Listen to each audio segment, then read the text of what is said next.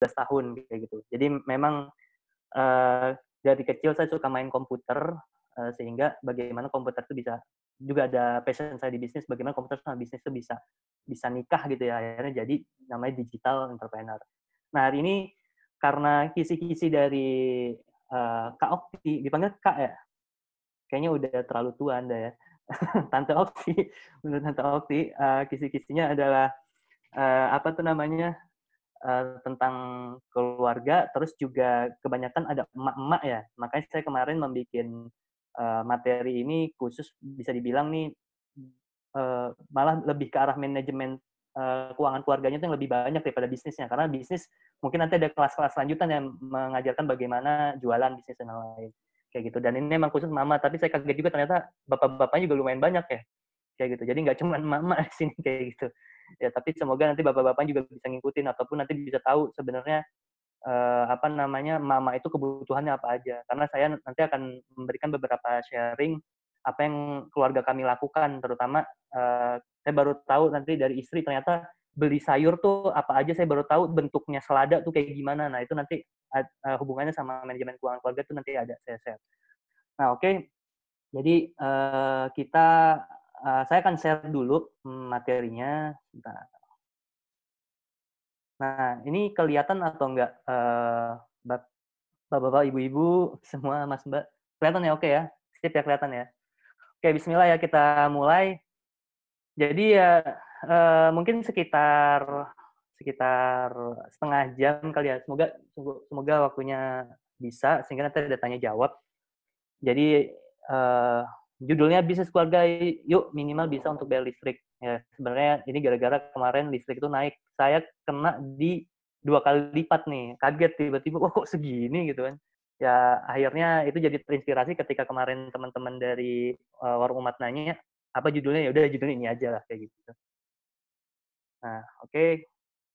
Jadi kalau dari, apa namanya, Al-Quran sendiri kan kalau kita ngomongin apa bisnis atau jualan, ini udah ada kan di Al-Baqarah 278, "Hai orang-orang yang beriman, bertakwalah kamu kepada Allah dan tinggalkanlah sisa-sisa yang belum dipungut dari riba jika kamu orang-orang yang beriman." Nah, memang kita sering dengar kan yang namanya bisnis atau jualan dalam bisnis Islam tuh, jauhi riba. Nah, sebenarnya di dalam Islam itu, eee, selain riba itu ada banyak ya. Jadi riba itu salah satu yang harus kita tinggalkan gitu.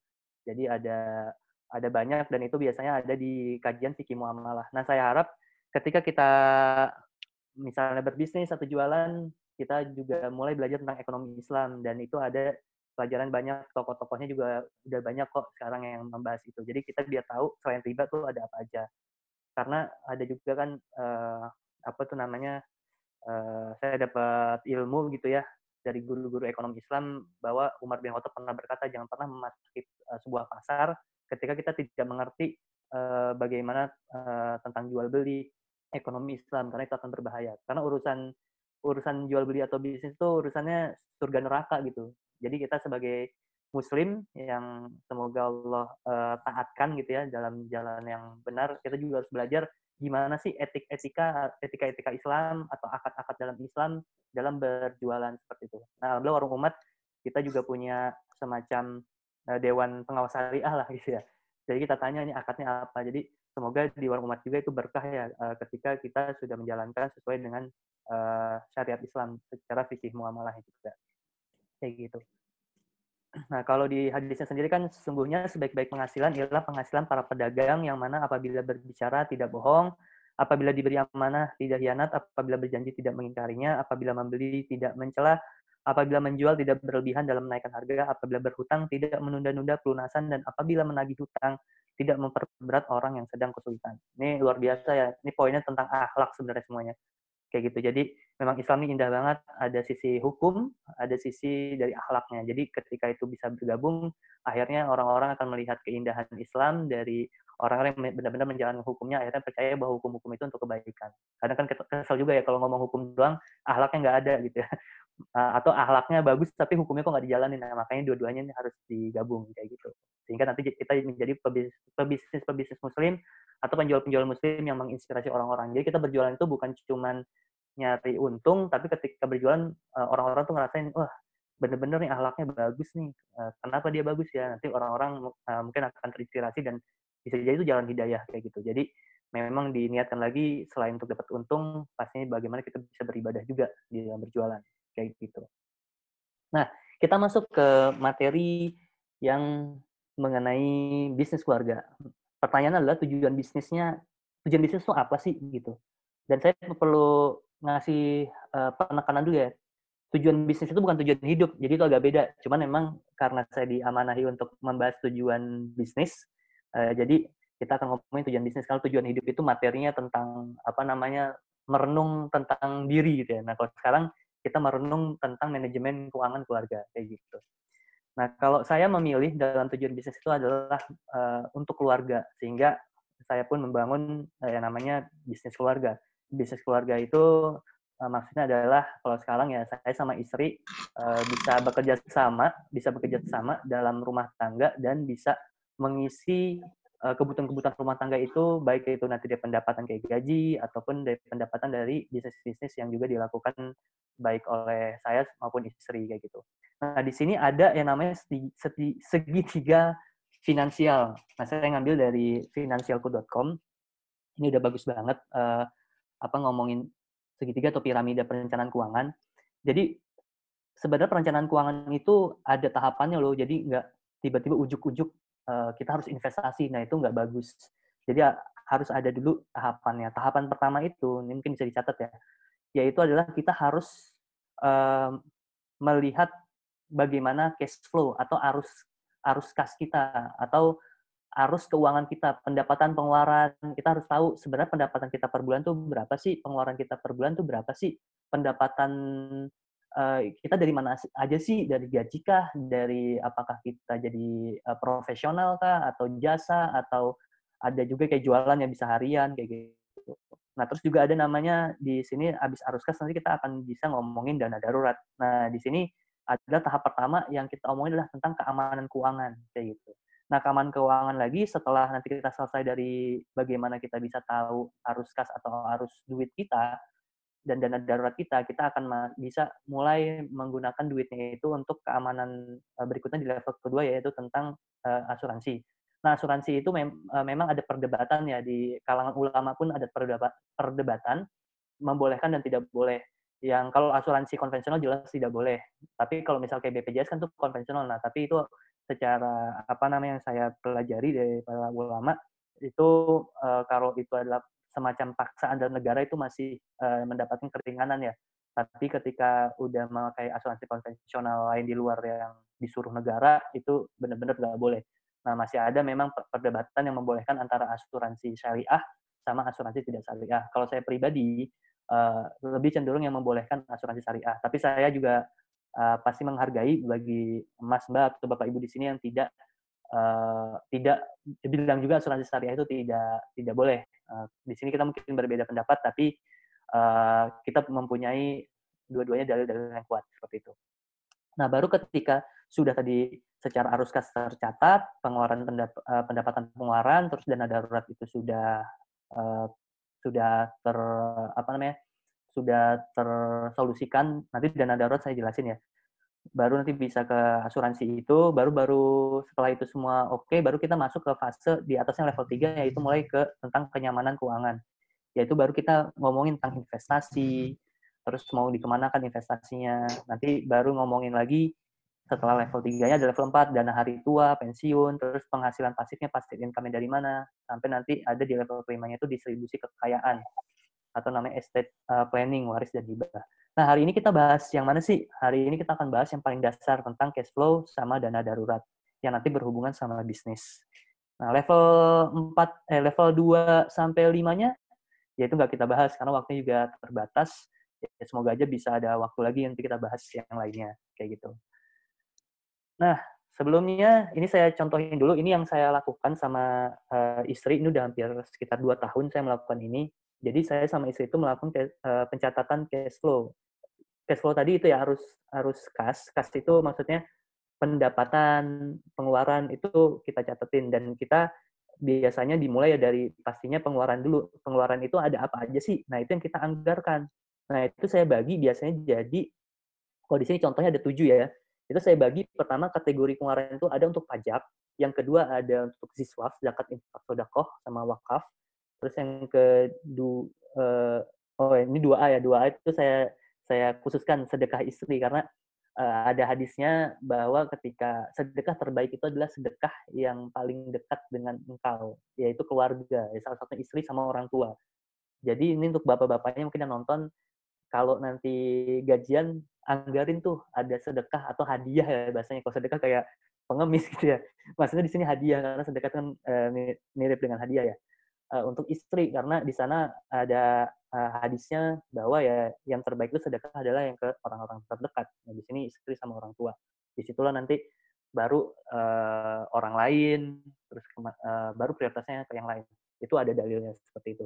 Dan saya percaya banget bahwa ketika kita menyenangkan atau sedekah ya hadiah ke orang-orang terdekat kita itu pasti rezeki itu akan dilancarkan. Jadi ini kayak apa namanya ikhtiar langitnya seperti itu. Nah, ini pesan buat bapak-bapaknya kayak gitu. Nah, baru berikutnya setelah ada kategori ziswaf, itu saya bikin anggaran sama keluarga ya. Itu ada tabungan sama investasi bisnis. Terus ada 4 premi asuransi, itu BPJS sama saya memakai salah satu brand di asuransi syariah. Saya nggak perlu masukin yang terpromo lagi. Terus 5 itu cicilan dan utang. Terus ke-6 itu anggaran untuk anak. Ke-7 itu belanja bulanan rumah tangga. Sama ada sekitar sampai 10. Saya nggak masukin karena screenshot-nya nanti kekecilan. Jadi saya masukin di 7 kayak gitu. Cuman ini semoga bisa dapat gambaran. Nah, misalnya gini. Kayak pengeluaran pajak itu ada pajak penghasilan, pajak bangunan. Terus kalau zakat infak sedekah jelas. Itu saya memakai apa namanya fatwa dari Dr. Yusuf Kordowi bahwa zakat penghasilan itu bisa kok dikenain dalam tiap bulan itu 2,5% dari pendapatan misal kok gaji kan per bulan atau pendapatan ketika misal dapat project ataupun ya pas jualan itu bisa dimasukkan ke zakat. Ada juga memang yang memakai nanti tahunan aja karena udah jatuh batasnya udah harus dikeluarkan. Nah ini tergantung memilih yang mana. Kalau saya saat ini masih memakai yang dari Dr. Yusuf Kordowi kayak gitu. Nah terus di zakat tuh ada infak untuk ayah, infak untuk ibu, infak untuk abi ini mertua ya maksudnya, infak umi itu mertua juga, sama infak mbah. Nah itu nenek gitu ya. Nah itu dimasukin. Nah biayanya di samping itu ada biayanya, ini saya notin biar nggak ketahuan.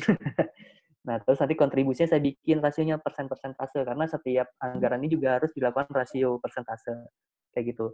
Lalu ada kategori tabungan investasi bisnis. Nah, itu ada dana darurat, dana pendidikan, emas, haji, umroh, properti, sama bisnis keluarga tuh. Jadi saya memakai digital kan. Salah satunya memakai Facebook Ads. Nah, itu saya anggarin. Nah, terus premi asuransi, di situ tertulis BPJS, cicilan dan hutang, ya alhamdulillah nggak ada. Ini harus banget nih kita coba ketatin, semoga tidak ada cicilan dan hutang gitu ya.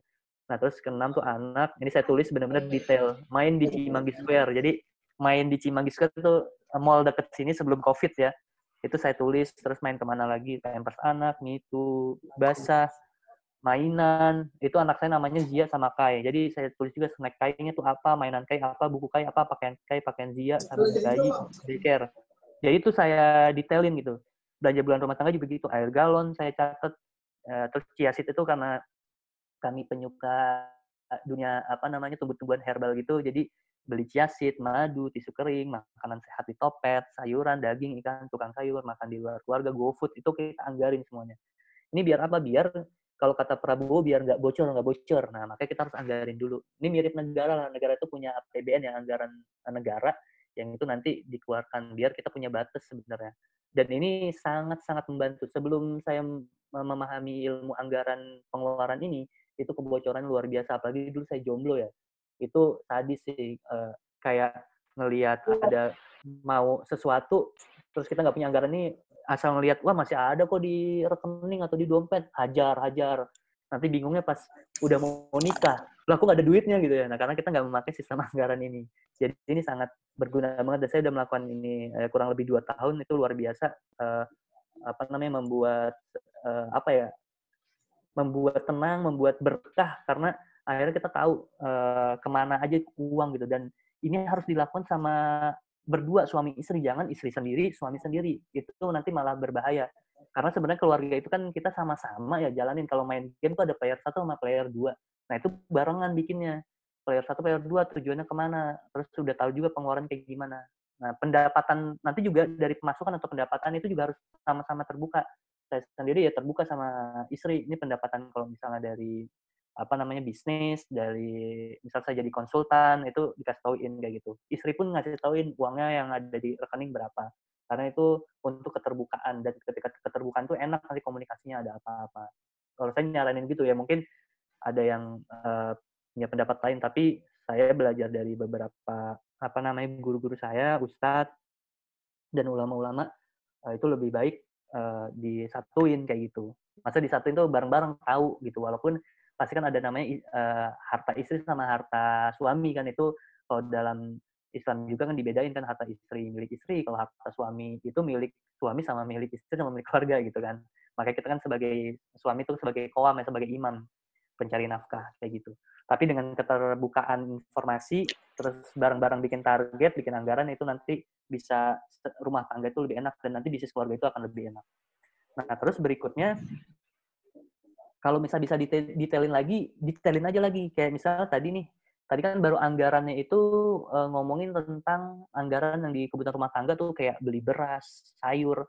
Nah, itu saya biasanya bikin sama istri itu kebutuhan untuk perencanaan makanannya. Jadi kita bikin dulu, oke, bulan ini di minggu pertama mau makan apa ya? Misalnya contoh nih, di bulan ini saya request ke istri ya, mau dong bikinin iga bakar di hari Kamis, terus hari Jumat bikinin, kemarin tuh saya minta ini apa tuh namanya, daging slice gitu, kayak kayak kayak Hokben tuh kan punya kayak daging slice-nya gitu. Saya suka tuh ya teriyaki itu, saya minta tolong buatin. Jadi kalau di keluarga saya ini kita kayak punya waktu untuk makanan yang dibuatnya repot dan enak, yaitu hari Kamis sama Jumat kayak gitu. Kamis sama Jumat tuh khusus untuk makanan repot. Kalau Senin sampai Rabu itu makanan biasa ya, kayak telur doang. Terus atau kalau ada ayam frozen ya tinggal tinggal goreng, atau kalau dipanasin ya tinggal dipanasin kayak gitu. Nah, itu udah kita detailin tuh, rencanain. Nah, sehingga dari situ bisa dibuat nih kayak sekarang nih di sini. Jadi misalnya ini sebenarnya hari-hari nih, hari Senin, Eee, oh ya, saya lagi makan pagi ini makan buah, jadi kayak sarapan tuh saya buah nih, jeruk, apel, pisang nih saya catat. Hari Senin misalnya mau makan apa, jeruk berapa buah, 2, apel 1. Nah, itu dicatat-catat. Nah, terus ini nama istri saya Tifal, sama anak-anak mau apa sarapan buahnya, jeruk, apel gitu, itu dicatat, jusnya mau apa. Nanti siang nih baru nih, nasi telur rebus, labu, kentang rebus. Kalau hari Selasa nasi sayur sop, daging giling. Nah, ini udah catat-catat semua. Jadi bikin meal plan dan saya detailin kayak gini, terus jadi kayak gimana. Nanti jadi kayak gini lagi, didetailin.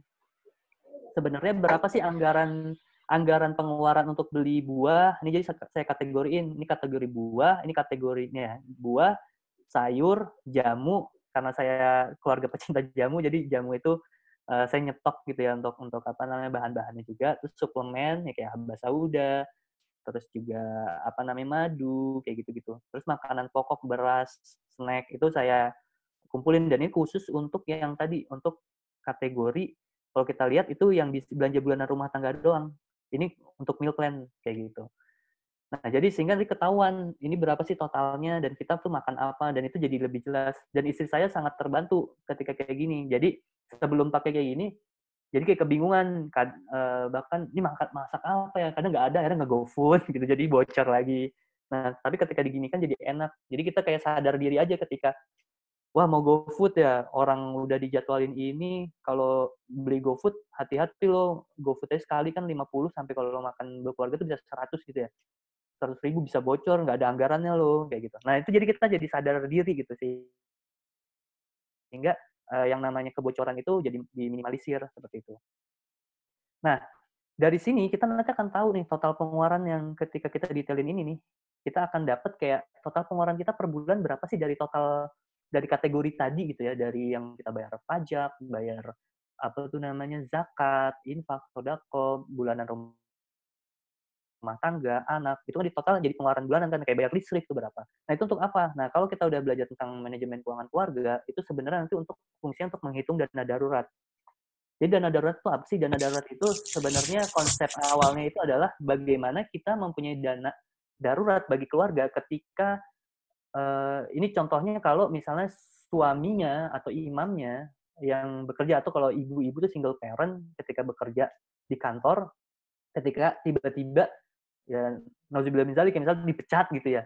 Nah, itu biasanya butuh proses untuk mencari pekerjaan itu selama 3 sampai 6 bulan. Nah, konsep dasar dana darurat itu seperti itu sebenarnya, untuk menjadi bumper ketika terjadi apa-apa, ketika kehilangan pekerjaan. Nah, ada juga yang pakai dana darurat tuh misalnya untuk kesehatan, kalau nggak percaya sama asuransi ya. Nah, biasanya kalau yang masih oke sama asuransi syariah, itu yang untuk kesehatan tuh nanti di backup sama insurance kayak gitu. Nah, bagaimana menghitung dana darurat? Ya, caranya adalah tadi, lakukan pencatatan anggaran keuangan, anggaran pengeluaran bulanan itu. Sebenarnya benar-benar kita keluar uang tuh berapa sih per bulan, dan dilihat lagi pengeluaran itu harus dicek yang di bagian kategori yang wajib. Kan ada juga kategori, saya ada juga masuk kategori liburan. Nah, liburan itu kan misal kemana-kemana itu kan udah biayanya gede sendiri ya. Nah, tapi dana darurat itu tambahkan total anggaran pengeluaran yang benar-benar wajib, yang kalau kita nggak melakukannya atau tidak membayar anggaran itu bakal mati. Misalnya beras, nasi, berarti kan itu kebutuhan pokok ya. Terus kayak misalnya pampers anak atau apa, misalnya makanan anak, listrik, yang kayak gitu. Nah, itu coba ditotalin berapa dana darurat pengeluaran yang wajib itu. Dan itu dikeluarin yang bukan untuk darurat ya. Misal kayak liburan kan nggak liburan 10 tahun juga nggak mati kan, kalau nggak makan 10 tahun ya mati gitu kan. Jadi tadi yang kategori-kategori itu keluarin dulu yang bukan darurat-darurat, nah yang wajib-wajib itu kumpulin, nah dapat berapa. Misal, katakanlah pengeluarannya ternyata keluarga kita 3 juta gitu, pengeluaran bulanan yang pasti, yang kalau nggak dikeluarin bisa mati kalau nggak makan, bisa nggak beraktivitas kalau nggak ada listrik, misal kayak gitu. Ada 3 juta tuh keluar. Nah, terus untuk menghitung dana darurat ini seperti apa? Kita butuh berapa sih dana daruratnya? Apakah ya udah pengeluarannya segitu, misalnya 3 juta, berarti dana daruratnya 3 juta? Oh, enggak kayak gitu. Tapi ada formulanya. Formulanya juga tergantung sama status. Kalau jomblo, itu kali 3. Jadi kalau misalnya tadi 3 juta, misal pengeluaran jomblo ini 3, kali 3, berarti dia butuh 9 juta. Jadi dana darurat itu nanti bentuknya apa? Tabungan yang bisa langsung diambil ketika terjadi apa-apa. Jadi misal taruhnya biasanya kalau orang ya bikin rekening, ditabung ya, karena kalau rekening bank kan tinggal tinggal tarik kan, atau biasanya di emas gitu ya, di emas biar gampang, emas kan jual belinya juga gampang kan. Walaupun lebih gampang atau liquid ya bahasanya, lebih gampang cairnya itu di tabungan. Nah, biasanya orang-orang lebih cenderung ke tabungan. Nah, kalau yang menikah dan belum mempunyai anak itu biasanya disarankan dana darurat itu dari pengeluaran bulanan itu dikali 6. Misal kalau tadi 3 dikali 6 berarti 18 juta. Itu harus punya tabungannya. Dan itu nggak boleh diotak-atik kayak gitu. Nah, kalau udah menikah punya anak, itu rata-rata ya buatlah menjadi kali 12 itu untuk aman. Makanya ini tadi dibilang di piramida tadi, ini adalah tentang keamanan keuangan. Jadi prioritas pertama sebenarnya tujuan dari keuangan keluarga itu adalah bagaimana mempunyai dana darurat kayak gitu. Nah, bisnis keluarga itu untuk apa? Itu untuk nanti ngelihat apakah cukup kita dana darurat, kita membayar dana darurat ini. Nanti saya jelaskan. Nah, jadi seperti itu. Jadi kalau misalnya udah menikah punya anak, misalnya pengeluaran bulanannya itu yang wajib itu 3 juta, berarti 12 kali 3 berarti butuh 36 juta untuk ditabung, untuk ngumpulin itu untuk ditabung sebagai dana darurat ketika ada sesuatu yang benar-benar darurat yang harus kita pakai. Ya biasanya entah dipecat atau tiba-tiba ada yang sakit, nanti bisa kita ambil. Cuman, nah dana darurat ini nggak boleh misalnya kayak, duh darurat banget nih, saya mau liburan nih ke Swiss nih, darurat nih kalau nggak saya bisa bisa mati nih, nggak mungkin kan, itu nggak logis. Nah itu nggak boleh kayak gitu-gitu tuh. Jadi dana darurat itu benar-benar yang tentang nyawa, terus tentang keseharian yang kalau nggak ada uangnya itu bahaya banget untuk apa namanya, kerukunan rumah tangga kita gitu. Karena kan banyak ya, gara-gara masalah finansial ternyata di keluarga itu banyak karena masalah finansial, salah satu penyebab utama keretakan keluarga itu karena finansial. Nah ini makanya harus kita atur seperti itu. Nah, baru kita akan ngomongin ya tujuan keuangan lebih detail atau lebih lebih banyak gitu ya, apa namanya, tujuan-tujuannya itu apa. Pertama, yang memang kalau secara manajemen keuangan itu harus banget kita selesai dulu di yang pertama itu dana darurat. Nanti baru kita boleh naik ke dana keamanan, baru nanti boleh ke dana pendidikan anak, terus dana umroh sama dana haji.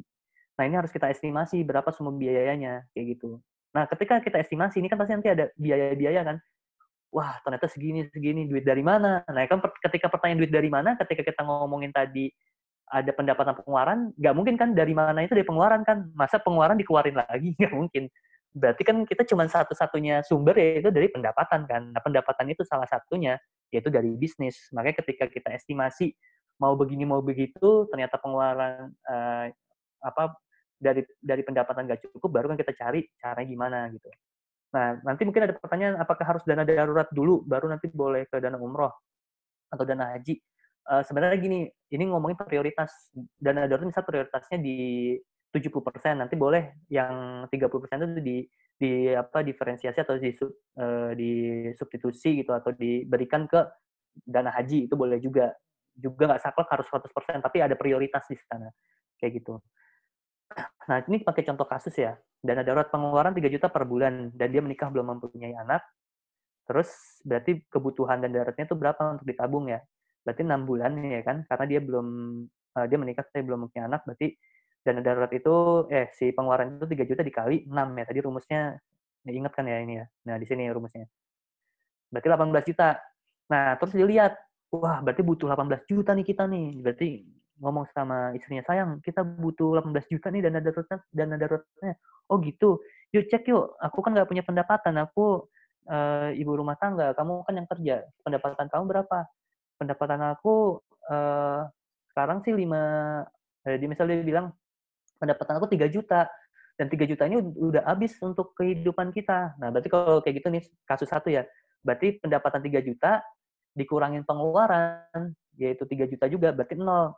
Nah, sehingga dana darurat itu bisa nabung nggak? Bulanan itu nggak bisa kan, karena nol. Tapi masih punya target dana darurat 18 juta. Dari mana biar bisa 18 juta kita tabung untuk dana darurat? Nah, disinilah maka cari pendapatan lain, yaitu jualan atau bisnis. Nah, terus kedua, ada studi kasusnya pendapatannya 5 juta suami. Kita pengeluaran 3 juta nih. Kamu gajinya berapa sih sayang? Gaji aku 5 juta. Oh gitu, pengeluarannya aku udah hitungin nih 3 juta. Berarti kalau dikurangin, kita masih bisa nabung loh 2 juta. Nah, berarti ada duit yang sisa kan 2 juta. Nah, 2 juta ini kalau di dalam manajemen keuangan, ketika manajemen keuangan keluarga, ketika dana darurat itu belum tercapai, itu jangan dipakai misalnya, wah asik nih ada 2 juta nih, ayo kita happy-happy. Misalnya jalan kemana gitu kan. Nah, itu nggak boleh banget gitu. Jadi harus prioritas dulu yaitu dana darurat. Nah, untuk mencapai dana darurat berarti kan butuh berapa? Ketika sebulan bisa menyisihkan 2 juta untuk ditabung untuk dana darurat di prioritas awal, berarti kan 18 juta karena dia tadi menikah tapi belum punya anak, 18 dibagi 2 berarti 9 juta gitu kan. 9 bulan. Berarti kalau dia bisa menyisihkan per bulan itu 2 juta, berarti dia akan bisa mencapai target dana darurat itu dalam waktu 9 bulan. Nah, terus mungkin dilihat, wah 9 bulan ya, kayaknya terlalu lama nih. Kalau misalnya gini, suami, wah 9 bulan ya, aku nggak tahu nih, aku ngerasa kayak di kantornya udah makin nggak enak nih, aku rasanya kayak mau dipecat nih dalam waktu dekat. Nah, misalnya kayak gitu. Walaupun itu seuzon juga ya, cuman kalau kita ngomongin kayak waspada gitu, wah gitu ya, wah berarti kita harus segera siap-siap nih kalau terjadi dana daruratnya bisa dipercepat nggak ya? Nah, kalau mau lebih cepat caranya gimana ya? Berarti cari pendapatan lain ya, bisa dengan jualan atau bisnis. Nah, misalnya contohnya tadi ya, oh iya nih kayak mau dipecat nih, aduh gimana, bisa nggak ya dana daruratnya kita jangan 9 bulan deh, 3 bulan bisa nggak ya tercapai ya? Misal ngobrol sama suami istri nih ya. Nah, akhirnya dari yang tadi 9 bulan terus mau lebih dipercepat dan tadi udah ada penghasilan 5 juta dikurangin pengeluarannya 3 juta, berarti kan ada sisa 2 juta yang bisa ditabung kan.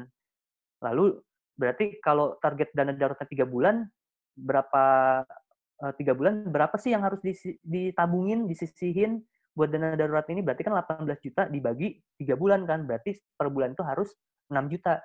Nah, saat ini kan udah suami istri ini udah punya sisa 2 juta ya per bulan yang bisa ditabung gitu. Sehingga untuk jadi 6 juta kan berarti kurang 4 juta. Nah, 4 juta per bulan ini harus cari dari mana? Dari jualan bisnis.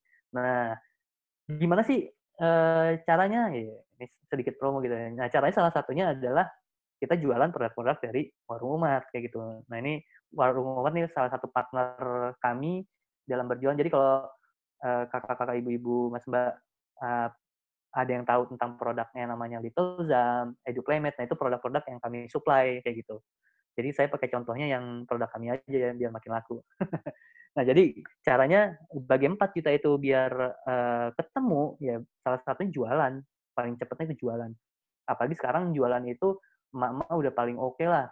Ada HP aja eh, apa namanya HP, WA, Facebook, Instagram, internet jadi gitu kan. Makanya saya lucu nih kadang pebisnis teman-teman saya ini ada yang laki-laki nih ya, pebisnis dia pakai segala sistem teknologi yang kayak gimana gitu yang ribet banget, pakai Facebook Ads, Google Ads. Waduh dihitungin, udah ini udah ribet gitu-gitu. Terus dapatlah penghasilan. Nah, dia katanya pernah ketemu sama emak-emak, terus mereka ngobrol lah lagi diskusi bisnis ya. Mama itu juga pebisnis. Terus tanya, berapa omsetnya? Ternyata omsetnya lebih besar, kalau nggak salah ya ceritanya waktu itu lebih besar daripada yang pebisnis cowok ini. Terus pebisnisnya, wah hebat nih. Pakai apa? Pakai ini nggak? Teknik ini gini? Oh enggak, saya mah ini aja, sebar aja di grup WA, segini dapat. Hah beneran? Dia sampai bingung tuh. Terus sampai bingung, mama tuh pakai cara apaan sih bisa kayak gitu? Nah itu nggak tahu juga, itu rahasia mama, saya juga nggak tahu. Apakah jalinan keemak-emakan itu sangat tinggi sehingga nggak perlu iklan aja langsung kebeli gitu. Nah itu contoh yang lucu ya, maksudnya mama itu punya cara sendiri yang teman saya itu seribet bikin teknologi iklan kemana-mana gitu kan, ternyata mama saya cuma share kok, tiba-tiba laku aja udah. Nah itu mama mungkin bisa diteliti tuh sebenarnya apa yang dilakukan sehingga seperti itu kan. Ada mama yang katanya cuma nge-share terus tiba-tiba kejual 1.000 gitu, itu juga terjadi tuh yang kemarin jualan Little Zam gitu. Kita juga ini caranya gimana ya, kita juga bingung nggak pakai iklan sama sekali gitu. Nah terus lanjut dari situ, yang paling pertama adalah ketika kita mau berbisnis atau jualan keluarga, itu untuk mencari tadi ya, salah satu tujuan keuangannya adalah dana darurat di awal. Kita butuh 4 juta per bulan. Nah, kita mulai dari mana? Pertama pisahin dulu deh rekening pribadi sama bisnis. Ini wajib. Saya pakai kol-kolah tadi di belakang, wajib. Karena apa? Karena eh, ketika kita menggabungkan antara rekening pribadi sama bisnis, akhirnya nanti kita akan saling membunuh tuh pribadi sama bisnisnya. Kadang urusan bisnis akhirnya pakai pribadi diambil, atau kadang urusan pribadi dari bisnisnya diambil. Nah itu akhirnya apa? Saling membunuh dan kita tidak bisa mereview sebenarnya perkembangan keuangan dari sisi pribadi atau keluarga ya, keluarga kita itu bagus atau enggak sih? Atau perkembangan dari sisi bisnis keluarga kita tuh bagus atau enggak. Nah itu makanya harus dipisah biar kelihatan sebenarnya kalau di bisnis ya pengeluarannya berapa, pendapatannya berapa sih bulan ini, bulan depan berapa, bulan bulan ini berapa. Jadi biar nanti bisa kita review dan bisa kita evaluasi sehingga di sana benar-benar purely bisnis dan di sana ada batas antara keuangan bisnis sama keluarga. Jadi biar apa? Biar tadi tidak saling membunuh, itu udah paling penting. Nah, mungkin nanti diminta aja sama tim dari WU ya, kalau nggak salah di akademinya itu ada kayak pelajaran pencatatan keuangan sederhana buat bisnis keluarga. Nanti diminta aja sama Kak Okti gitu ya. Nah, pertama ini. Terus kedua, gampangnya ya cari produk yang pas dengan target market kita. Nah, salah satu contoh gini ya. Saya kebayangkan pakai contohnya mama. Mama itu ya target market siapa sih paling deket ya teman-temannya kan. Nah itu kalau mungkin ada yang pernah ikut MLM atau uh, apa ya, bisnis jaringan kan kalau dulu ya. Kalau dulu saya pernah tuh SMA ikut MLM gitu diajakin sama senior saya. Terus katanya paling awal, nih kamu harus list siapa orang-orang yang kamu kenal. Terus saya ngelis dia dengan tidak sadar aja nanti di list tuh ternyata ada ratusan loh teman kita. Nah, terus kita lihat, wah teman-teman kita ini siapa? Nah, itu baru nanti kita cari produk apa yang cocok dari teman-teman kita. Nah, saya kan asumsinya di sini kan kebanyakan mama. Ya ketika di list ya temennya mama juga, berarti yang setidaknya udah berkeluarga atau memiliki anak gitu kan. Nah, dari situ baru dicari deh di WU produknya apa yang paling cocok. Ya, salah satunya adalah mainan anak kan, atau yang berhubungan sama anak-anak, yaitu salah satunya di Little Zam. Jadi saya sih apa namanya orang yang selalu harus dilihat dari target marketnya dulu. Jadi jangan buka platformnya dulu atau platform WU terus dilihat ini kayaknya oke nih, ini kayaknya oke nih. Nah itu saya kurang setuju karena kalau misalnya kayak gitu itu artinya nggak fokus sebenarnya target market kita kemana. Karena tentang materi keilmuan dasar marketing itu kita harus nentuin dulu target marketnya siapa biar makin jelas. Nanti baru ketika target market itu berhasil, kan kita bisa fokus ke sana. Kalau nggak berhasil, baru cari lagi target market yang lain. Mungkin yang di satunya tadi nggak bekerja dengan baik. Nah, yang lain tuh apa? Baru kita cari lagi produknya. Jadi harus selalu market, baru produk. Kalau saya kayak gitu, saya apa namanya, cenderung keilmuannya ke sana. Jadi cari dulu marketnya itu seperti apa, apakah mama, kebutuhannya apa, oh dia punya anak, kebutuhan mainan anak, baru cari produknya, kayak gitu. Nah, ini contohnya ya, kalau tadi ingin kasusnya kan bagaimana menambah 4 juta per bulan gitu kan, dari mana? Dari jualan bisnis, karena targetnya itu dana daruratnya mau selesai dalam waktu 3 bulan, berarti butuh tambahan penghasilan 4 juta. Nah, ini contohnya Edu Multi Pouch kan, kemarin baru pre-order ya, launching 99.000 dari harga 130.000. Nah, terus kan di sini karena sistemnya reseller atau mitra kan, contoh kita ambil di sini yang paling bawah nih yang diskon 25%, misal pembeliannya 1-49. Nah, di sini potensi keuntungannya kan per pack 24.750. Nah, ini kita bulatin aja biar gampang hitungnya. Berarti kan ketika kita menjual satu pouch ini berarti kan kita bisa untung 25.000 kan. Nah, dari 25.000 ini kita hitung Edu multi pouch itu untung 25.000 per piece. Nah, kalau mau cari tambahan 4 juta per bulan, sehingga ini bacanya begini ke sini, 4 juta dibagi 25.000 kan, ini keuntungannya. Berarti kita harus menjual 160 piece dalam waktu 1 bulan. Nah, jadi kan lebih enak kan. Jadi kalau saya menyarankan ketika kita membuat target sales, ini saya pelajari juga dari guru-guru sales, itu jangan kita targetnya angka rupiah. Yang kita harus konversi itu jadi angkanya unit. Biar apa? Biar otak itu kebaca sebenarnya berapa unit yang harus dijual, karena otak itu lebih lebih membaca yang berhubungan sama angka yang lebih clear ya, lebih jelas ya, kayak unit kayak gitu. Sehingga kalau saya di bisnis juga, saya bikin dua, jadi kayak ada target revenue atau target salesnya secara rupiah, tapi saya konversi itu kalau jadi apa tuh namanya, jadi unit itu berapa, nanti target saya sama tim itu dari unitnya kayak gitu. Nah, itu dia 160 piece gitu kan. Oh, ternyata kalau mau nambah 4 juta per bulan nih, kita jualan Edu Multipos itu 160 piece ya. Nah, kan kita jadi tahu tuh kan. Oke, 160 piece. Kayaknya berat juga nih, teman-teman saya ada nggak ya? Nah, makanya tadi di list dulu temennya ada berapa. Kalau misalkan ada temennya 200. Nah, 200, wah bisa nih kayak nawarin ya. Setidaknya bisa lah minimal 50% mungkin beli gitu, 160. Dan kita juga misal, wah cuma punya temennya 100 nih, kita jual 160. Nah, teman itu kan pasti punya saudara kan, atau punya temannya lagi. Nah, itu tawarinnya, tolong dong tawarin ke temen lo. Kalau kejual nanti gue kasih deh. Nah, itu bisa juga kan, jadi pendekatan-pendekatannya dia dijadiin supply seller kayak gitu. Nah, terus biar lebih ringan lagi, otak itu, ini saya berdasarkan riset-riset ya, cuman risetnya saya nggak masukin, cuman ini udah kayak kesimpulan yang paling gampang dibaca otak untuk target sales. Dibagi lagi, saya biasanya bagi dulu jadi 1 bulan jadi 4 minggu, sehingga dari 4 minggu itu kan dari 160 dibagi lagi, oh per minggu ternyata kita harus jual 40 piece, oh makin mudah ya 40 piece. Nah, terus biar makin enak lagi, ringan, 40 piece per minggu, per harinya berapa ya? Nah, kalau dibagi 6, kan seminggu ada 7 ya, bagi 6 misalnya ahadnya libur ya, hari minggunya libur, saya nggak mau jualan lah, minggu itu hari keluarga, misalnya dibagi 6, berarti 40 bagi 6, sehari itu kita jual 6 piece.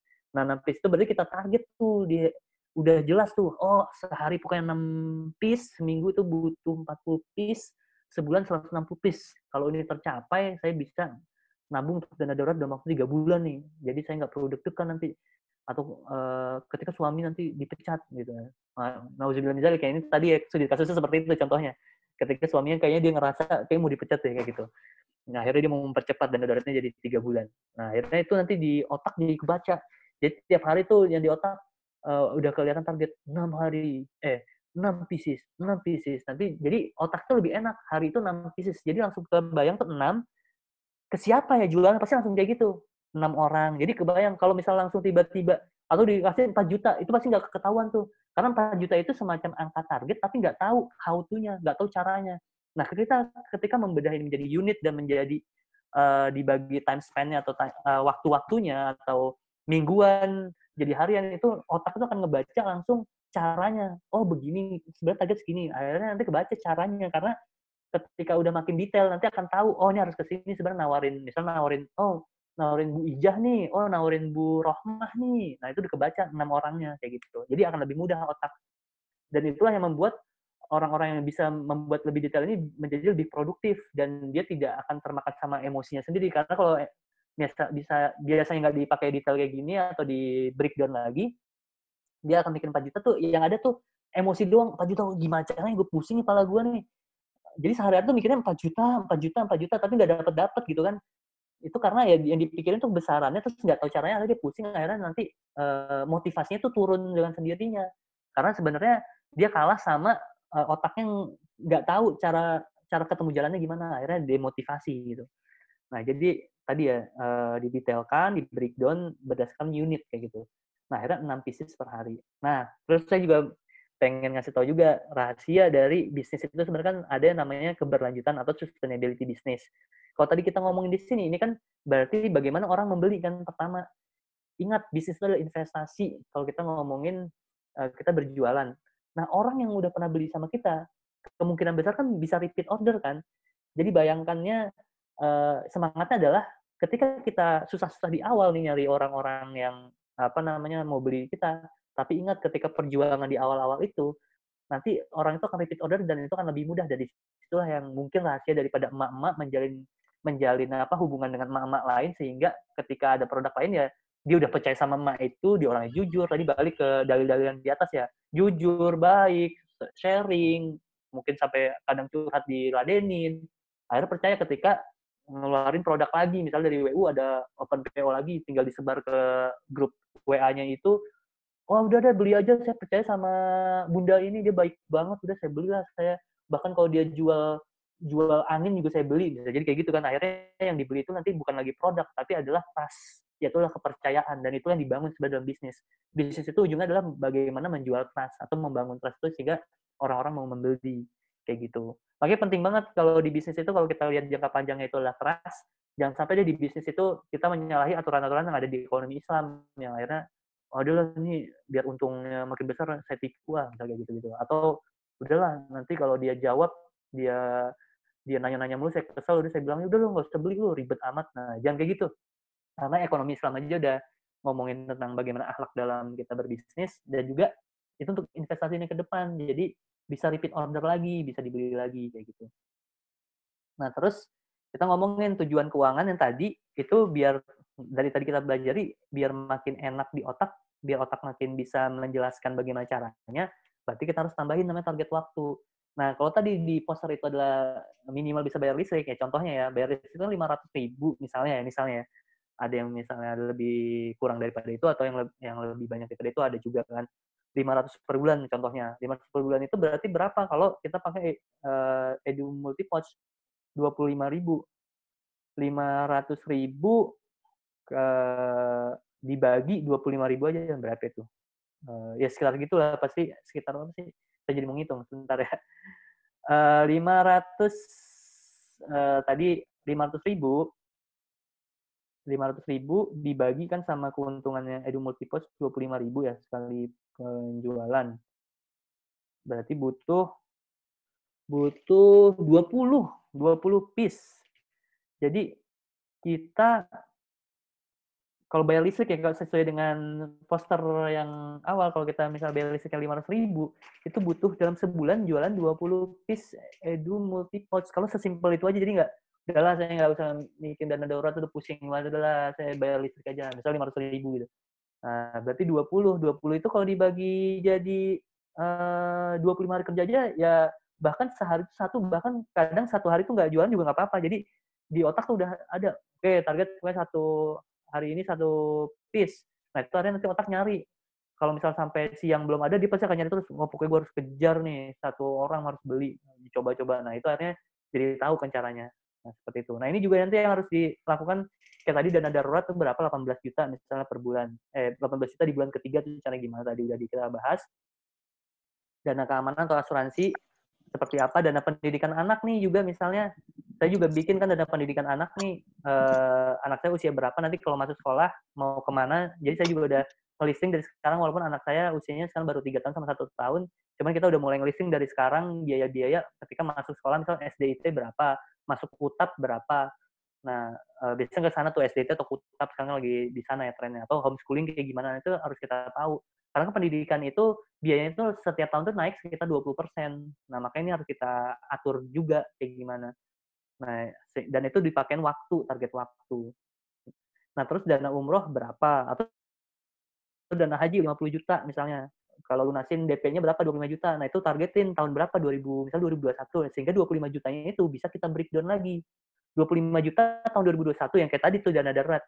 Cara ngitung 25 juta, 20 juta tahun 2021. Nah, ini biar tercapai gimana ya? Target market saya seperti ini. Oh, berarti saya jualan ini. Nah, jualan ini berapa ya keuntungannya? Oh, keuntungannya segini. Jadi udah clear banget tuh. Keuntungan segini biar 25 juta, berapa piece sih saya harus jualan? Oh, segini. Nah, kalau dibagi per bulan berapa? Per hari, per minggu berapa? Per hari berapa? Nah, akhirnya itu jadi lebih jelas. Sehingga kita punya tujuan gitu. Tujuan keuangan yang kita punya, terus udah tahu caranya. Dan tahu jualan produknya, dan itu kita targetin tiap hari. Nah, disinilah setelah itu, ini yang saya lakukan juga, barulah kita bikin to-do list-nya apa aja. Nah, ini to-do list saya nih harian, saya tuh rata-rata to-do list harian. Jadi gini, karena saya memimpin perusahaan gitu ya, jadi to-do list saya ada yang to-do list untuk pribadi, ada yang to-do list untuk apa namanya rekan-rekanan saya kan. Nah, rekanan saya itu to-do list-nya itu kalau di sisi saya namakan meradar. Saya harus meradar mereka untuk mengerjakan to-do list ini. Sehingga nih ada yang tulisannya T sama R. T itu ada to-do list saya nih adalah R itu adalah radar saya. Nah, ini saya list nih. Saya rata-rata ngelis kayak gini. Ini saya biasanya lakukan ini setelah jam-jam 4 dini hari ini saya ngelakuin ini kayak gitu. Jadi saya udah tahu nanti apa aja yang harus saya lakukan di hari ini kayak gitu. Jadi saya ini kayak dini hari rutin saya gitu. Saya melakukan ini. Nah, itu jadi nanti dicatat. Kalau tadi misalnya contoh catatannya sesimpel, oke, saya hari ini harus jual 6 piece. Nah, itu jadiin to-do list. Yang itu harus dicapai di hari ini kayak gitu. Jadi itu nanti ada kayak semacam checklist, dan itu nanti ya itulah yang nanti akan menandakan kita berhasil atau enggak. Nah, di situ sebenarnya tentang keberhasilan itu adalah kita bisa checklistin tujuan-tujuan kita yang nanti lebih jadi detail kayak gitu. Nah, terus biasanya dari sini to-do list yang harus dilakukan ini saya nanti dari to-do list ini saya nanti memilih biasanya prioritas tuh 3 sampai 5 kayak gitu yang harus saya lakukan hari itu. Karena kan nggak mungkin juga kan kalau kerjaan saya lakukan semua ya gimana apa namanya? Maaf, saya nah, bagaimana kalau saya ngerjain itu semua ya waktu itu cuma habis untuk kerja gitu kan. Saya masih ada keluarga, harus main sama anak. Nah, sehingga saya harus memilih 5 prioritas atau 3 ya, 3 sampai 5 prioritas kerjaan yang itu saya list untuk hari itu. Jadi, ini saya list dulu, jadi ini nggak semuanya juga saya kerjain di hari itu, tapi itu bisa jadi catatan nanti bisa dikerjain besok, ataupun ini bisa dilakukan oleh rekanan saya, karena saya tinggal delegasi ya gitu. Nah, kalau tadi kasusnya ke bisnis atau jualan yang tadi yang mau untuk dana darurat yang butuh 3 juta dan itu ternyata 6 piece ya, iya 6 piece per hari berarti itu jadikan to-do list dan to-do list-nya kayak gini. 6 piece ya kan, 6 piece itu target hari ini. Itu jadiin target. Nah, to-do list-nya apa? Hubungi Mbak Ijah untuk menjual 1 piece gitu. Terus hubungi tante tante siapa, misal tante A menjual 2 piece karena dia mempunyai 2 anak. Nah, jadi didetailin lagi tuh to-do list-nya. Jadi sehingga nanti enak, 6 piece ini kemana aja. Nah, itu jadikan to-do list seperti itu. Nah, nanti di sini kayak gimana? Kalau saya biasanya dari to-do list yang nanti sekitar 3 sampai 5 itu, saya turunin lagi jadi per jamnya. Nah, ini per jamnya itu saya bikin per jam itu 30 menit. Jadi misalnya saya itu rutin itu bangun ya walaupun kadang kadang maksudnya ini juga apa saya lagi usaha terus-terusan ya. Jadi saya bangun itu rata-rata tuh sekarang ini di jam 3. Ya, jam 3 itu ya kalau misalnya bisa bangun 3 ya tahajud dulu, witir kayak gitu-gitu ya. Tahajud dulu, witir, terus setelah itu saya ada urusan di kamar mandi gitu kan, biasanya sakit perut kayak gitu kan. Nanti setelah itu baru saya apa namanya bikin nih yang tadi to-do list tadi itu saya taruh di mana ya, hubungin tante A itu di jam berapa ya. Nah, itu ditulis. Nah, kalau saya misalnya nih contoh, saya jam 3 bangun. Di sini ada jam-jam 3:30 saya tahajud, witir, terus bikin ininya, plan-nya kayak gini, yang dari apa tuh namanya, dari nanti to do list. Nah, terus biasanya saya udah nentuin kalau jam 12 sama 12.30 tuh saya istirahat sholat zuhur, terus yang jam 3 sampai jam 4 tuh saya istirahat sholat asar. Nah, terus jam 5 sampai jam 6 tuh saya biasanya baca buku, kayak gitu. Nah, jam 6 sampai jam 8 itu ya istirahat maghrib, terus baca Quran, makan malam, istirahat sholat isya, terus main sama anak. Dan saya jam 8 itu rata-rata udah tidur tuh jam 8 malam. Nanti bangun lagi besoknya jam 3 pagi. Nah, terus di paginya itu udah juga di-slot juga. Jadi ini ada kayak semacam time blocking gitu. Jadi kita harus juga punya time blocking biar kita jadi tahu nih di sini tuh ngapain gitu. Nah, terus time blocking yang lain selain tadi istirahat sholat gitu, sama bangun, saya juga ada time blocking jam 7.30 tuh saya udah jadwalnya mandi, terus dengerin podcast. Jadi saya biasanya mandi tuh bawa HP, itu dengerin podcast, podcast-podcast yang pasti pengembangan diri ya. Terus habis itu habis mandi ya sholat duha. Jam 8 itu ini jadwal saya mandiin anak-anak. Anak saya ada 2 gitu saya mandiin. Terus nanti jam 8.30 itu ada prepare daily meeting. Jadi kalau di kantor tuh kita kan online juga nih, work from home. Itu adalah ada meeting harian tuh biasanya sekitar 1 jam di pagi hari jam 9 jam 9.30. Nah, itu ada prepare-nya dulu. Saya biasanya setengah jam itu saya lakukan waktu untuk prepare meeting hari ini apa. Jadi biar nanti meeting nggak nyari-nyari lagi. Ini bahas apa ya? Jadi saya prepare dulu gitu. Nah, baru nanti jam 10 sampai jam 12-nya itu biasanya kosong. Nah, itulah yang dimasukin sama to-do list saya hari itu. Nah, kalau tadi ya misalnya Mas, Mbak, atau Bapak, Ibu misalnya udah punya rutinan pagi apa, mandiin anak, nyapu, ngepel. Nah, pasti nanti akan ada tuh waktu-waktu slot-slot yang kosong. Nah, itu yang nanti akan harus diisi sama to-do list-nya. Misalnya, oh hubungin tante A di jam segini nih, karena anak-anak ini biasanya udah tidur. Nah, istri saya juga bikin kayak gini. Istri saya itu variabelnya karena lebih kompleks, karena megang anak 2, itu kan anak-anak itu kan kayak nggak jelas ya, kadang bangun, kadang nyusu, kadang ini, jadi nggak jelas. Nah, tapi ketika dicatat seminggu, kan kelihatan tuh, oh mereka emang nggak jelas sih, cuman kayak punya punya kotak jamnya gitu. Dari jam segini sampai jam segini tuh biasanya mereka bakal begini. Nah, sehingga istri saya tuh bisa bisa ngejadwalin, oh pokoknya di jam segini memang mereka random nih, kadang jam tidurnya jam segini, kadang tidur jam segini, tapi ini di dalam satu kotak jamnya. Jadi kayak ada tiga tiga slot gitu. Mereka mereka emang nggak jelas, tapi pasti mereka di antara 3 slot itu aja tuh pindah-pindahnya. Nah, istri saya jadi tahu di 3 slot itu saya nggak boleh masukin to do list karena nanti akan ribet. Akhirnya dari 3 itu tahu, baru nanti di slot yang kosongnya ini baru saya bisa di sini nih. Nah, itu biasanya istri saya mulai, kalau kan istri saya jualan-jualan jamu juga ya sebelumnya. Sekarang juga apa, jualan-jualan produk-produk gitu ya. Dan itu di apa namanya, di to do list, apa namanya, di waktu yang kosong itulah dia melakukan eee, follow up, terus nyatet-nyatet keuangan bisnis kayak gitu. Jadi memang seperti itu, dan juga nggak dengan kayak gini akhirnya kita tahu kapan kita harus bekerja, terus kapan kita harus apa tuh namanya, ngurusin anak. Jadi balance gitu, dan juga nggak memaksa gitu, dan kita juga bisa tertata.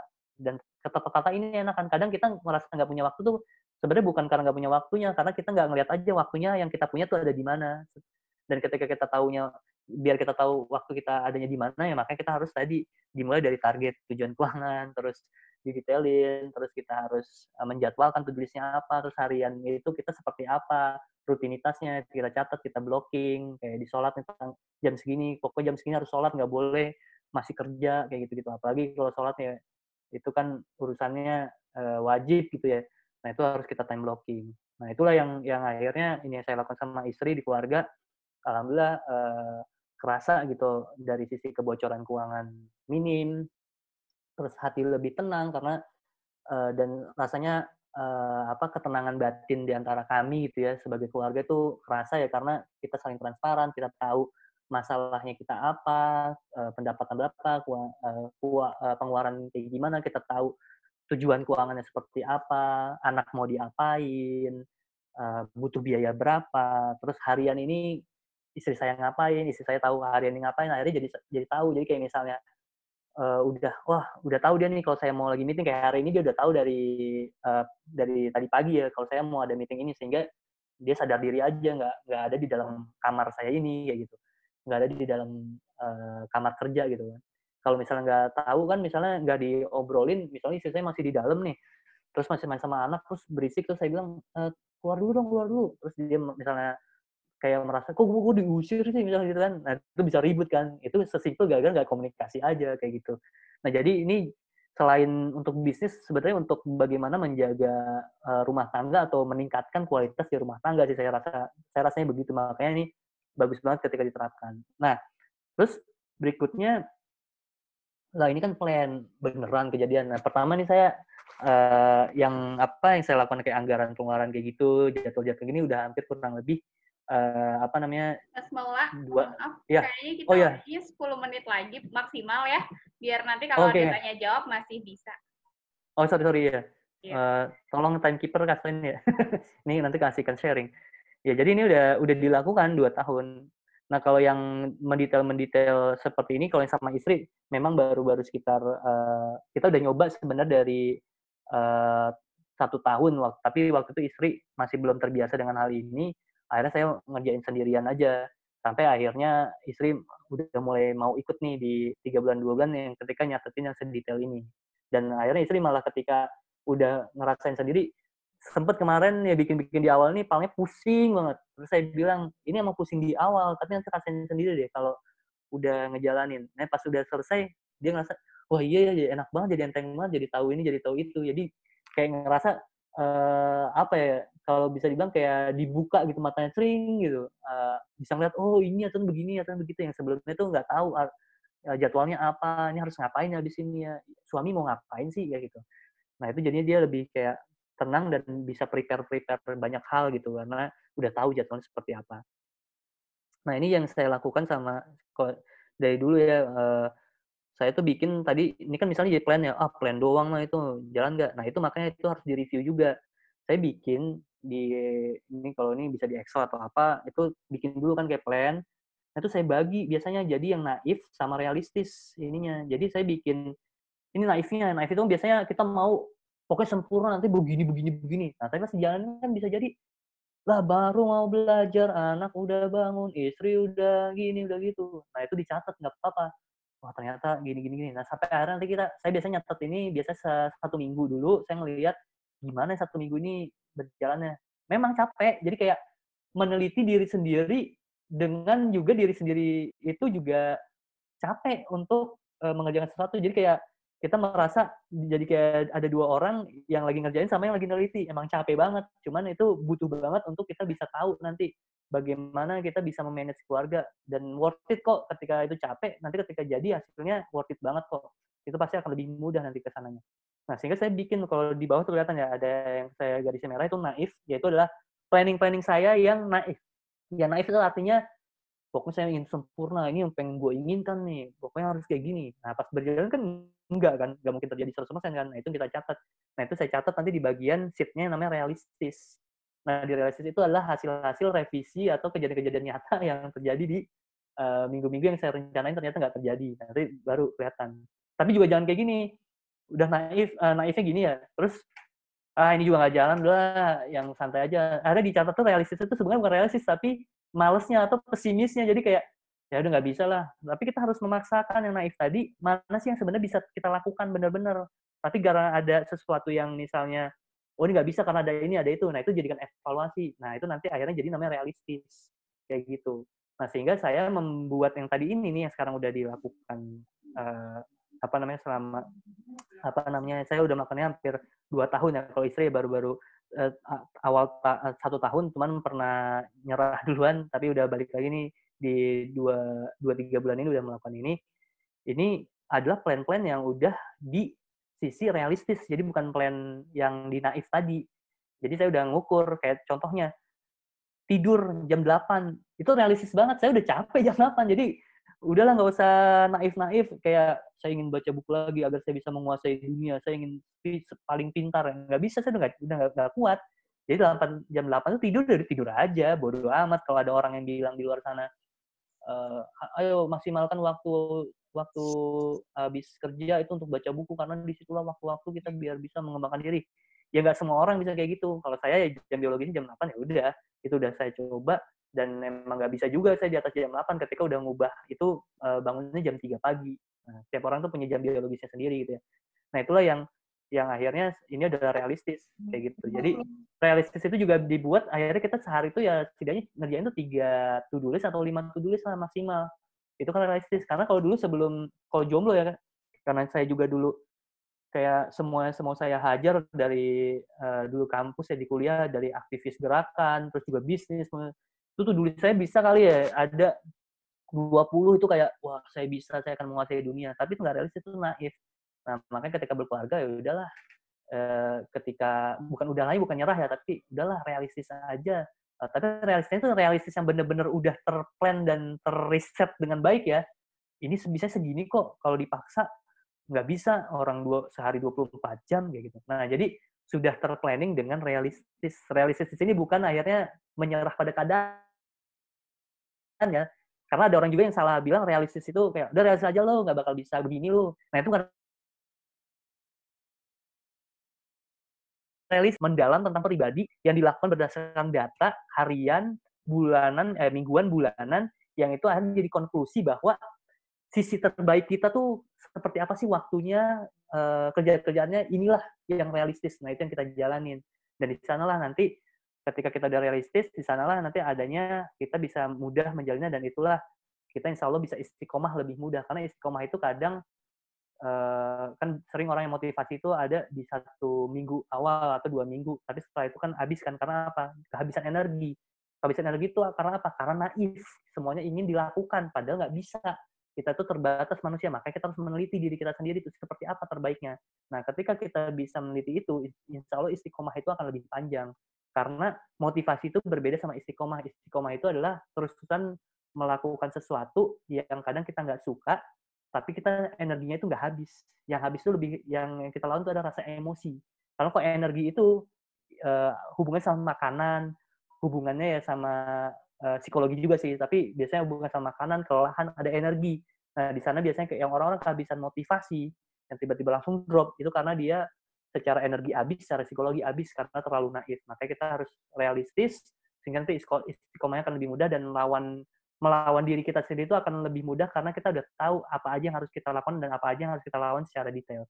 Nah, semoga itu yang nanti Allah akan memudahkan kita untuk istiqomah karena kita udah berikhtiar gitu ya. Tinggal Allah nanti bagaimana dalam perjalanan takdirnya kita bisa lebih dimudahkan, dan Allah kasih hidayah ini gitu ya. Hidayah ilmu sama istiqomah ini. Di balik kata istiqomah ada perjuangan yang kuat, pengorbanan yang banyak, dan doa yang tidak pernah berhenti. Nah, mungkin dari saya sharingnya itu aja.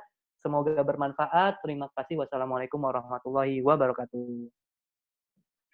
Ya, Waalaikumsalam warahmatullahi wabarakatuh. Terima kasih atas sharingnya, Mas Maula. Ya, Alhamdulillah ini pesertanya udah sampai 100, Mas Maula, udah full. Oh, alhamdulillah. Ya, jadi tadi ada yang mau masuk juga tapi nggak bisa. Mudah-mudahan jadi berkah buat Mbak dan Mas kalian. Nah, ini ada pertanyaan. Sebelum nanti kita tutup, oh ya, saya mau minta tolong buat Mbak dan Mas kalian, mohon diisi linknya. Saya sudah share di kolom pesan. Di situ ada evaluasinya, supaya nanti ketika semuanya udah pada ngisi, saya bisa share ke teman-teman mitra yang lain yang nggak bisa ikut. Nah, ada pertanyaan nih Mas Maula. Yang pertama, ada pertanyaan dari siapa tadi ya? Pokoknya salah satu mitra dibilang ada yang salah dengan pengelolaan keuangan saya dari awal. Terus nggak ada dana lebihnya, kemudian sudah terlanjur untuk dana pendidikan gitu. Nah, jadi tutup lubang terus nih. Gimana solusinya secara perencanaannya gitu, Mas Maula? Berarti perencanaan keuangan itu langsung ke dana pendidikan gitu ya? Iya, udah banyak teralokasinya di sana gitu. Oke. Begini, kalau jomblo atau menikah? Sudah berkeluarga. Oh, sudah berkeluarga ya. Nah, kalau berkeluarga ya tadi balik lagi manajemen keuangan. Kalau dana pendidikan itu, apalagi itu dana pendidikan anak ya. Dana pendidikan anak itu kan sebenarnya diproses nanti yang namanya kenyamanan, dan itu sebenarnya nanti alokasinya itu di investasi. Kita belum bahas investasi. Investasi itu kan panjang ya. Nanti ada ngomong investasi reksadana, ada investasi saham, ya tentunya yang syariah ya. Terus bagaimana nanti properti atau benar-benar bisnis, bikin PT dan lain-lain kayak gitu. Nah, ketika sudah terlanjur seperti itu, misalnya dana pendidikannya itu ikut kayak, kan ada asuransi pendidikan anak ya. Nah, kadang ya kalau udah terjadi ya biasanya kalau saya coba tanya sama financial planner saya, yang juga teman-teman financial planner, ya coba ditanya dulu asuransi pendidikannya seperti apa, bisa diambil atau enggak. Kadang kalau udah di situ ya nggak bisa diambil, ya diambil lebih kecil gitu kan. Ya udah kalau kayak gitu ya udah keburu udah jadi ya itu jadikan pelajaran. Biasanya gampangnya gitu, jadikan hikmah.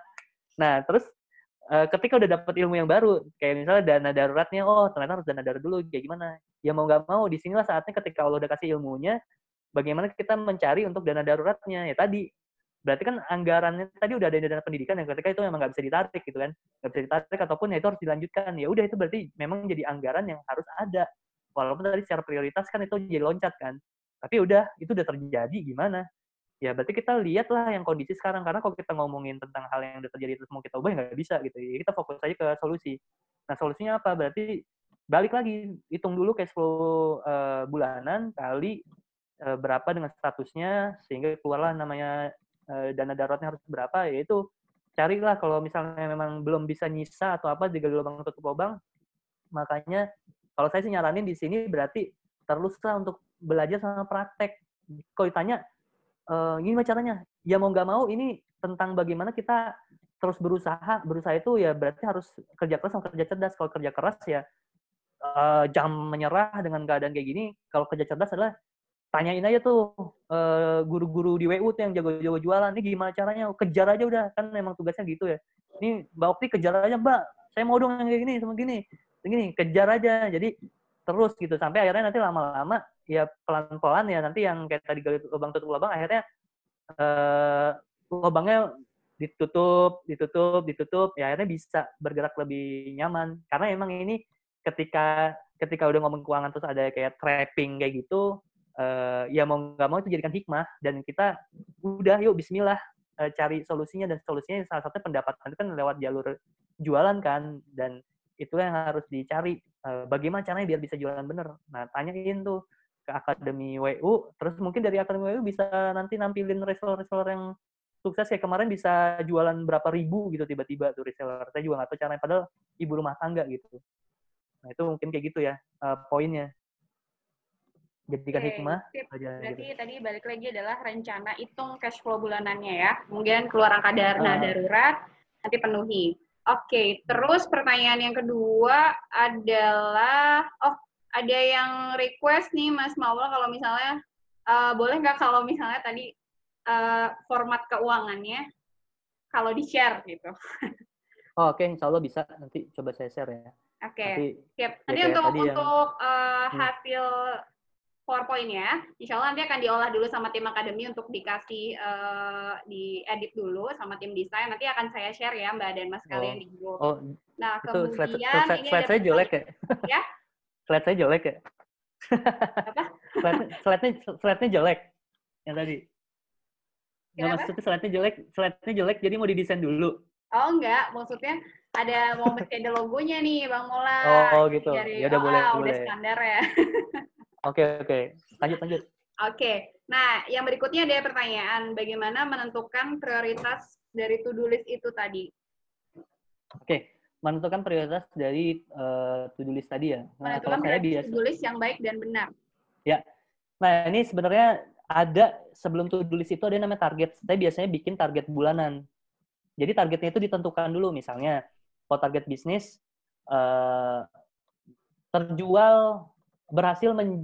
terjual misalnya berapa piece, berapa ribu piece, berapa puluh ribu piece. Misalnya kalau saya biasanya kayak gitu ya, ribu piece di bulan ini, unit gitu kan. Terus kedua misalnya contohnya saya yang real saya aja ya. Misalnya ini, minum 2 liter per hari, itu saya catat. Minum 2 liter per hari. Terus yang saya catat juga sholat setelah azan berkumandang gitu. Karena sholat ini saya sekarang akhirnya ngelihat sebagai kayak perencanaan kayak gini, sholat itu sebenarnya adalah holistic scheduling. Jadi ketika kita sholatnya tepat waktu, itu berarti kita sempurna loh, scheduling kita loh. Jadi kita jadi manusia itu sempurna. Maksudnya tanda kita benar-benar on time itu sebenarnya ada di sholat gitu tandanya. Kalau kita cuma on time-nya di kerjaan, di to-do list itu, kita belum sempurna sebagai muslim. Jadi di situ berarti tanda checkpoint lah. Kalau misalnya F1 tuh, suatu checkpoint kita. Kayak gitu.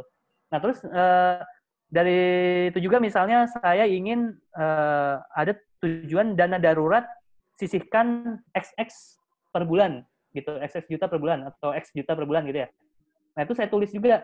Nah, tujuan target-target itu yang mungkin diraih dalam waktu 1 bulan itu saya tulis dulu. Nah, to-do list nanti yang akan ada banyak itu, nanti harus semuanya mengarah ke target yang itu. Karena ketika kita berjalan di kehidupan ini, pasti nanti akan ada yang namanya orang-orang yang mendistract kita kan. Ada yang ngajakin ke sana, ke sini, atau ngapain. Nah, kalau kita nggak punya target itu, kita nanti akan bikin to-do list baru yang nggak mencapai target-target itu. Jadi emang harus target dulu, baru to-do list-nya kita list. Makanya kalau tadi targetnya jelas, ya target tujuan keuangan itu udah jelas kan targetnya. Itu dari sisi bisnis doang tuh, dana darurat. Belum kalau keluarga dan lain-lain. Nah, itu nanti sehingga kita akan minimalisir to-do list yang muncul yang itu sebenarnya nggak ada di target bulanan kita. Karena kadang gini, ada orang yang sangat-sangat produktif, semua to-do list-nya dibikin, tapi dia rasanya capek, terus kayak nggak achieve sesuatu gitu. Karena dia memang rajin, tapi dia sebenarnya nggak punya target. Itu pernah saya rasain juga. Jadi kayak, wah hari ini disuruh dipanggil sama ini nih, saya harus datang. Jadi to-do list. Ini harus ini, to-do list. Dikejar semua. Tapi dapat apa? Karena kita nggak punya tujuan. Makanya tujuannya itu dulu. Baru kita bikin to-do list, sehingga to-do list nanti yang muncul, yang rasanya penting, langsung balikin lagi. Sesuai nggak dengan tujuan ini. Dari misal tiba-tiba muncul 10 to-do list. Ternyata pas dilihat sama targetnya itu, acuannya target itu, wah 5 ini nggak sesuai nih, ya udahlah, ini bukan tujuan gua juga, nggak penting juga, ya udah dicoret aja semua, di-kill.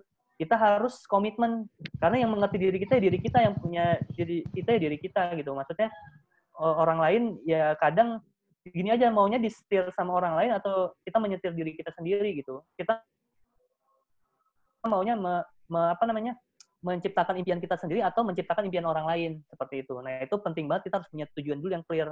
Karena kalau nggak punya itu, akhirnya to-do list kita itu adalah to-do list yang nggak jelas, dan kadang to-do list itu adalah to-do list yang sebenarnya adalah to-do list orang yang didelegasi ke kita, kayak gitu. Nah, itu yang harus kita pointing. Nggak apa-apa sih ada to-do list, karena kan kadang ya kita harus kerja gitu ya, itu to-do list bos. Cuman ya tadi, prioritas kan nggak mungkin lah to-do list kita itu seharian untuk kerja, karena kita punya kehidupan sendiri, punya keluarga, punya impian sendiri. Bikinlah itu semacam prioritas. Tujuan-tujuan itu juga saya biasanya kategoriin. Kalau yang untuk bisnis, berapa nih yang saya harus capai, misalnya dalam hidup, dalam sebulan itu 40% untuk bisnis, terus yang 20% tuh 30% untuk keluarga, terus yang lain tuh yang pribadi. Nah, itu dibuat kan, kayak pribadi saya misalnya targetnya 1 bulan tuh baca 2 buku, dan bukunya itu harus ada judulnya. Jadi jangan buku gitu, tapi harus ada judulnya. Nah, itu jadi target, sehingga to-do list itu akan mengarah ke sana. Seperti itu. Jadi untuk menjaga to-do list itu tetap benar, dan mana yang prioritas adalah bikin dulu targetnya. Dan saya biasanya bikin target sebulan.